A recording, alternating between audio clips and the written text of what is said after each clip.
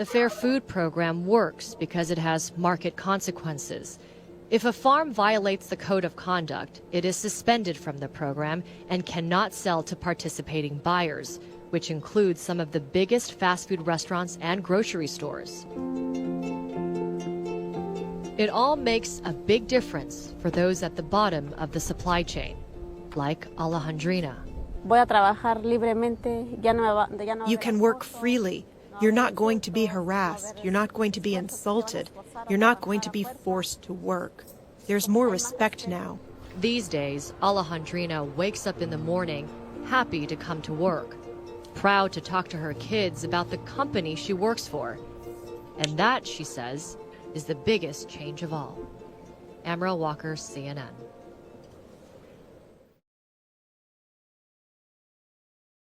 The two most important things to take from what you just saw is the Fair Food Program's unique success in stopping long-standing violations, ranging from the kind of sexual assault that you saw occurred to 14-year-old Alejandrina in the fields the day she came to the United States to work in the field, to any number of forced labor operations that Lou and Laura Jamino, who's here, a longtime colleague of mine, with the Coalition of Immokalee Workers, we worked together to prosecute dozens of farm labor bosses and put them behind bars for forced labor operations that they were responsible for. And even beyond the fields, beyond Florida, beyond agriculture, there was mention of Bangladesh and the Rana Plaza factory collapse earlier. That as well, this same model has been able to stop those factory collapses from happening since 2013. The reason for that unique success is due to the program's unique structure. It's that simple. The way this program was put together, which should appeal to people who put things together for a living, or at least design things for a living, is the reason why it is so successful on the ground, right? And the second point that's important to understand, it's essential to understand, is that the reason for that unique structure is because of the unique architects who designed it, who envisioned it, designed it, built it, and run it. And those architects are the very humans whose human rights are in question in this human rights protection model, right? Workers. They are the workers. The Coalition of Immokalee Workers designed that blueprint, if I can borrow a term, right there. And ultimately, I don't know if this is true or not, but if I were an architect, it would be my dream to design and build and live in my own home and have my family make its life inside a home that I created, that I envisioned, that I designed, together with the rest of my family. And that's what this is. That must be the best home. For me, would be the best home. And for workers, this is the best home because it protects them from everything that had existed for decades, for generations in the fields. So I'll leave it at that for right now. I think that's probably my time, right? And then Lisa, you got the rest, and then we'll take questions and that.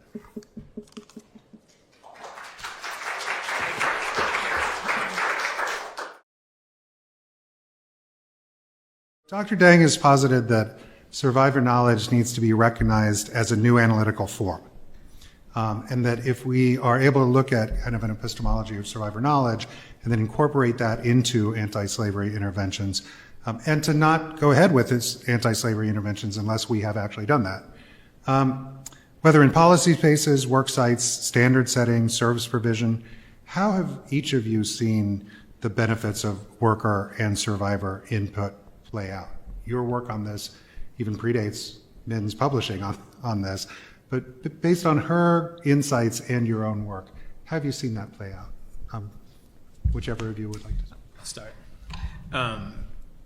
It's interesting. Okay, it's always good to be in the entire day of a conference like this because you can hear what other people are thinking and get ideas from what was said and bounce your thinking off that thinking. And speaking of thinking, there was a comment about slavery as an unthinking element in the built environment, or in our case, in the supply chain, right? And that hit me in my mind, because first of all, we think about it all the time. But second of all, I totally agree with it on one level, and I totally disagree on another level. So the level that I agree with it on is at the top of the supply chain, which is where the dominant paradigm for social responsibility was born, right? It was born in response to the threats, the reputational harm that was caused by the exposure of abuses in the 1990s and that sort of thing, starting at that point about 30 years ago. And so all this sort of, well, we have a code of conduct, and now we have auditors, and so we're doing our due diligence in order to do what we can do. And it was born out of the need to quell the public relations crises that were developed, that emerged from these human rights crises at the bottom of the supply chain, right? But when they were developing this, they weren't thinking about slavery. It's out of sight, out of mind is the way to understand that. In their case, the people at the top don't think about that. They just think about what they're feeling, which is fear of, stock price or fear of loss of sales or whatever as a result of that reputational harm. So I agree. That's exactly the reason why the dominant paradigm for corporate social responsibility today does not work and has been declared not fit for purpose by any number of studies, right? But where I disagree is that at the bottom of that exact same supply chain, where people throw melons all day long, 30-pound melons, and thousands of 30-pound melons all day long from 7 o'clock in the morning till 7 at night, and sometimes do that in a form of forced labor, where they are pushed to work past human exhaustion. They're working under 100 to 110 degrees heat, and they may not be given water when they need it. They're certainly not given shade, and they may not get their pay at the end of the week. And if they complain about that, they may be beaten. Those people are thinking about slavery every single moment of every single day, because you cannot pick up a melon and throw it without thinking about how the fuck am I doing this without getting paid for it. So that divide actually explains why CSR is a failed and dying paradigm.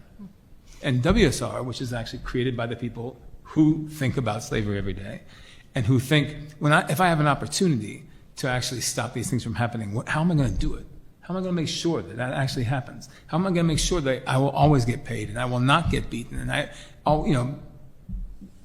women will not be assaulted every day in the fields? And so they create systems like the one you saw earlier that is a wall-to-wall, 24/7 monitoring and enforcement system to ensure those things are not just remedied when they happen, but are prevented. Like when we did all the prosecutions, that was great, but not sufficient, because prosecutions just kept coming up. I think it was you who said you can't prosecute your way out of slavery, right? Prevention is the gold standard, and prevention requires a change of economic incentives in the industry. It needs the messaging has to change, and that's what workers create when they know that they have to stop this stuff and they have the opportunity to do it. But when you give the very top of the supply chain that role, they can't. So just real quick, that asymmetry between CSR and its goals and effectiveness, and WSR and its goals and effectiveness, has a very practical consequence. So CSR doesn't work. That's been demonstrated over and over and over again. It may work temporarily to quell the public relations issue, right? But because it doesn't change the dynamics on the ground, the abuses that drove that first crisis, the public relations crisis, will continue, and they will eventually occur again, and the crisis will recur. So even at the top, it's only a temporary win, right? But when you actually put out the human rights crisis at the bottom of the whole supply chain, then it doesn't just serve the interests of the workers who no longer have to be beaten, raped, or robbed by their bosses. It helps the producers who no longer have to face potential legal risks created by those crimes. And then it helps the buyers who no longer have to face the reputational harm created by those crimes. So it's actually the only one. It's not just asymmetry in terms of effectiveness. It's asymmetry in terms of win-win-win versus nobody wins. But we're reaching the point where people are starting to understand that, though. So there are any number of reasons why worker-driven social responsibility is more effective. One of them is that when you are writing up the code of conduct that you're going to enforce in the program, right? Like you said, you could hire somebody from Columbia Law and have them experts, massive experts actually, in writing codes of conduct who were very tied to the anti-sweatshop movement in the 90s and onward. But they aren't experts in farm work. They aren't experts in tomato harvesting or watermelon harvesting. Only tomato workers or watermelon workers are experts in that. And it turns out that there are particular forms of exploitation in every single, sector and subsector of agriculture that the workers know and no one else does. And so in this case, one of them is cupping, which is a requirement the old requirement in the fields, where you're paid by the bucket, and the bucket's a 32-pound bucket when it's full, flat, right? When it's not overcupped.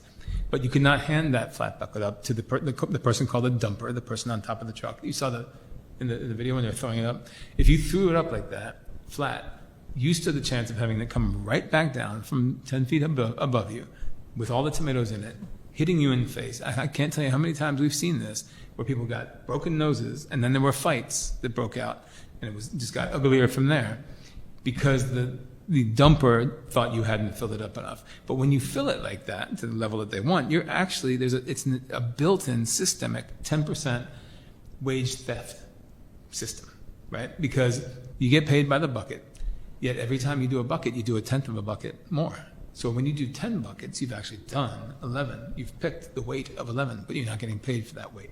So one of the first things that we did when we sat down over a long period within the Coalition of Maka Workers, before we even could launch the program, we were building our code, was to identify what's the vision we have. And this is the envisioning that architects do, right?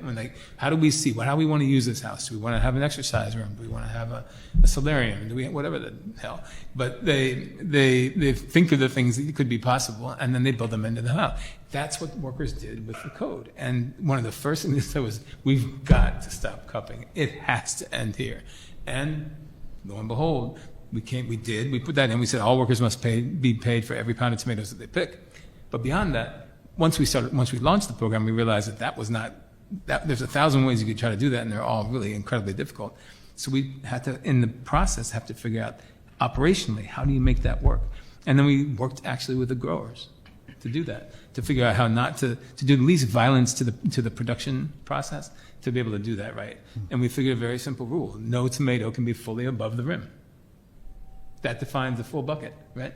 And so for 15 years since, no more cupping, no more violence, no more disputes. It works.